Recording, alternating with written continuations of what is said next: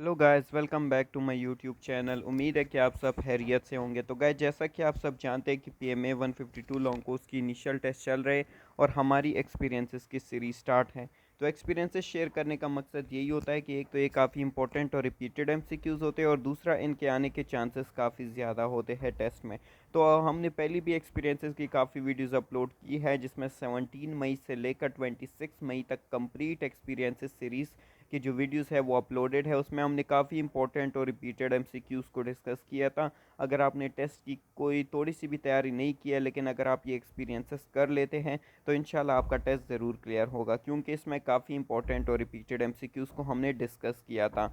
तो आज की वीडियो में हम डिस्कस करने वाले हैं PMA 152 long course 26 May 2023 initial test experiences from all centres. तो ये कल के दिन के एक्सपीरियंसेस है। इसके दो पार्ट हमने कल ही अपलोड कर दिए थे। ये कुछ बच्चों ने रात को हमारे साथ एक्सपीरियंसेस शेयर किए, तो इसका पार्ट 3 बनाकर हम आपके साथ अभी शेयर कर रहे हैं। तो आप लोगों ने कोशिश करनी है कि जो जो चीज़ें मैं आपके साथ शेयर कर रहा हूँ वो आप डेली बेसिस पर करते जाएं। इंशाल्लाह टेस्ट में आप लोगों को कोई प्रॉब्लम नहीं होगी। तो चलो, आपका टाइम वेस्ट नहीं करते, डायरेक्ट वीडियो को स्टार्ट कर लेते हैं। तो क्वेश्चन नंबर 1 है हमारे पास, number of bones in the human body. इंसानी जिस्म में कितनी हड्डियाँ होती हैं? आंसर है हमारे पास 206।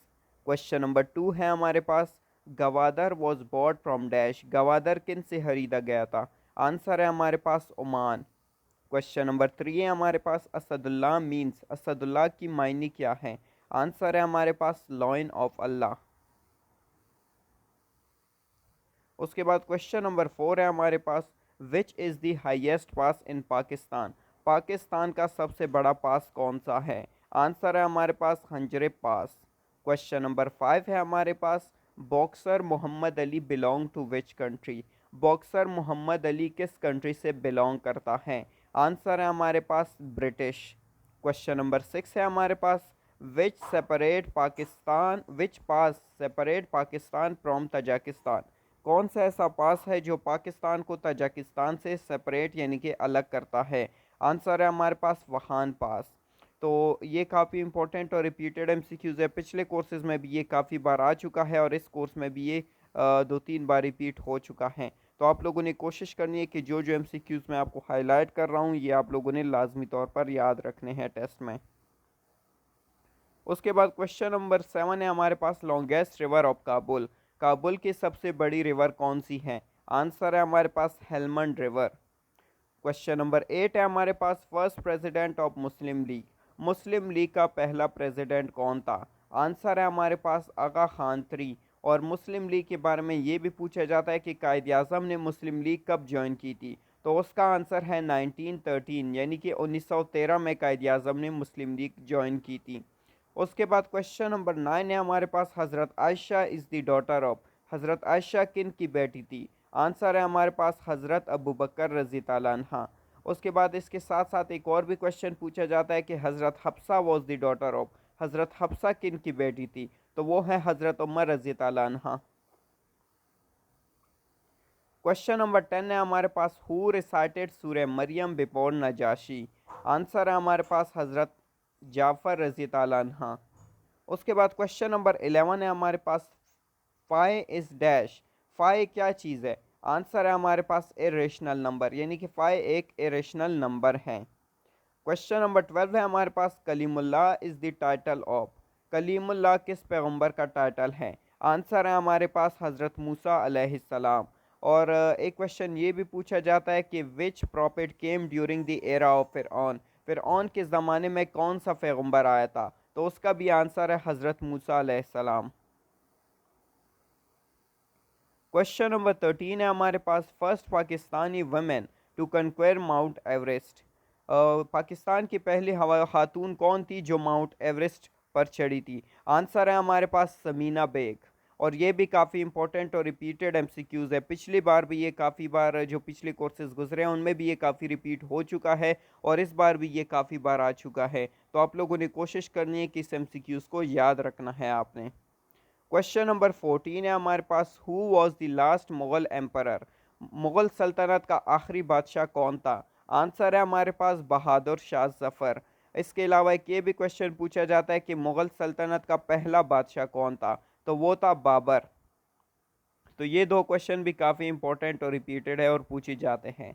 उसके बाद क्वेश्चन नंबर 15 है हमारे पास, first meeting of OIC took place in. OIC की पहली मीटिंग कहाँ पर हुई थी? आंसर है हमारे पास रबात। उसके बाद क्वेश्चन नंबर 16 है हमारे पास, किस्सा ही रांझा वॉज रिटन बाय। ही रांझा का किस्सा किसने लिखा था? आंसर है हमारे पास वारिस शाह। और एक और किस्सा है, किस्सा सोनी माहीवाल, कि ये किसने लिखा है? ये भी काफ़ी पूछे जाने वाला सवाल है, पिछले कोर्सेज में भी काफ़ी पूछा जा चुका है और इस कोर्स में भी एक दो बार ये क्वेश्चन आ चुका है। तो किस्सा Sohni Mahiwal was written by Fazal Shah. ये दो किस्सों के बारे में काफ़ी पूछा जाता है कि ये दो किस्से किसने लिखे थे और कब लिखे थे, तो ये आपको पता होना चाहिए।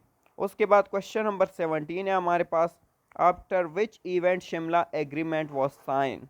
किस इवेंट के बाद शिमला एग्रीमेंट साइन हुआ था? आंसर है हमारे पास आफ्टर 1971 और 1971 के वॉर के बाद शिमला एग्रीमेंट साइन हुआ था। अब ये क्वेश्चन अगर इस तरह से आ जाए कि Shimla agreement was sign in, तो काफ़ी बच्चे गलती कर देते हैं और 1971 को क्लिक कर लेते हैं। तो आपने अगर ये क्वेश्चन इस तरह से आ गया कि Shimla agreement was sign in, तो आपने 1971 को क्लिक नहीं करना बल्कि 1972 को करना है, क्योंकि शिमला एग्रीमेंट जो है वो 1971 वॉर के बाद साइन हुआ था, यानी कि 1972 में साइन हुआ था। तो इसमें आपने कंफ्यूज नहीं होना। और इसके साथ साथ एक और भी एग्रीमेंट है कि Tashkent agreement was sign after. Tashkent agreement किस वॉर के बाद साइन किया गया था? आंसर है उसका जो आंसर है वो है हमारे पास, तो उसका जो आंसर है वो है आफ्टर 1965 वॉर। तो ये दो क्वेश्चन काफ़ी पूछे जाने वाले सवाल हैं। और अगर आपसे पूछा जाए कि Tashkent agreement was sign in, तो यहाँ पर फिर से बच्चे वही गलती कर देते हैं, 1965 को क्लिक कर लेते हैं। आपने 1965 को क्लिक नहीं करना, 1966 को क्लिक करना है, क्योंकि ये दोनों क्वेश्चन काफ़ी मुख्तलिफ हैं।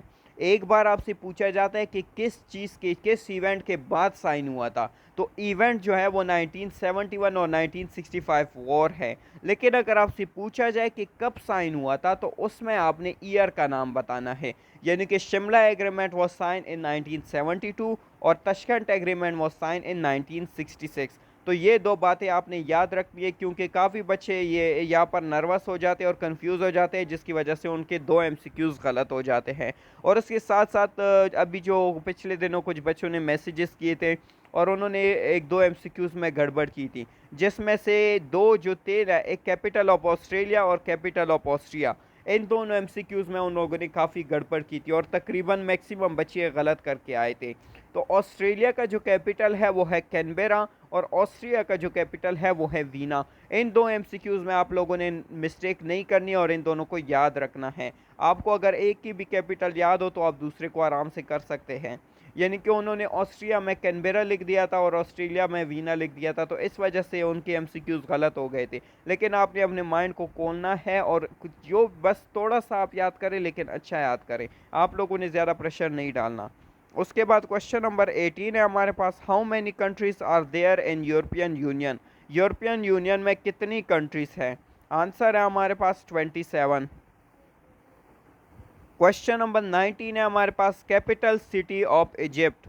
इजिप्ट की कैपिटल सिटी पूछी गई है। आंसर है हमारे पास कियारो। और कियारो के बारे में एक इस तरह भी क्वेश्चन पूछा जा सकता है कि which is the largest city of Egypt. तो इसका जो भी आंसर है वो भी है कियारो। तो ये दो क्वेश्चन आप लोगों ने जहन में रखने हैं। उसके बाद क्वेश्चन नंबर 20 है हमारे पास, who give the idea of SAARC. SAARC का आइडिया किसने दिया था? आंसर है हमारे पास ज़ियाउर रहमान। और अगर आपसे पूछा जाए कि ये आइडिया कब दिया था, तो उसका जो आंसर है वो है 1979। और ये क्वेश्चन भी काफ़ी बार पूछा जा चुका है कि ज़ियाउर रहमान कौन था, तो ये बांग्लादेश का एक रूलर था, आपने इसी को टिक करना है। और ये भी पूछा जाता है कि SAARC was establish in, SAARC कब एस्टेब्लिश हुआ था? 1985। और अगर आपसे जगह का नाम पूछा जाए तो वो है ढाका। तो सार्क के बारे में मैंने आपको कंप्लीट इन्फॉर्मेशन बता दी है, ये इन्फॉर्मेशन आपने जहन में रखनी है। ये जो 4-5 क्वेश्चन मैंने सार्क के बारे में बताए हैं, ये काफ़ी बार रिपीट हो चुके हैं और आगे भी इनके आने के चांसेस काफ़ी ज़्यादा हैं। सार्क वाला क्वेश्चन जो है वो तकरीबन हर एक बच्चे के एमसीक्यूज़ में आता है, यानी कि जो 5 एमसीक्यूज़ मैंने आपके साथ शेयर किए सार्क के बारे में, इन्हीं में से एक आपके टेस्ट में लाजमी तौर पर आ सकता है। उसके बाद क्वेश्चन नंबर 21 है हमारे पास, what is in the south of Pakistan, Pakistan के साउथ में क्या आता है। आंसर है हमारे पास अरेबियन सी। और अगर आपसे पूछा जाए कि पाकिस्तान के नॉर्थ में क्या आता है तो उसका जो आंसर है वो है चाइना। और अगर आपसे पूछा जाए कि पाकिस्तान के ईस्ट में क्या आता है तो उसका आंसर है इंडिया। तो ये तीनों एमसीक्यूज पूछे जा चुके हैं और आपके टेस्ट में भी इनके पूछे जाने के जो इम्कानात है वो काफ़ी ज़्यादा हैं। तो इस वजह से हमने कहा कि आपके साथ डिस्कस किया जाए। तो उम्मीद है दोस्तों आप लोग को वीडियो अच्छी लगी होगी। इंशाल्लाह अगर नेक्स्ट हमारे साथ एक्सपीरियंसेस शेयर हुए तो वो भी आपके साथ लाजमी तौर पर शेयर किए जाएंगे। इसके अलावा अगर आप लोग किसी और टॉपिक पर वीडियो चाहते हैं तो वो भी आप हमें कमेंट सेक्शन में बता सकते हैं, उस पर भी वीडियो ज़रूर बनाई जाएगी।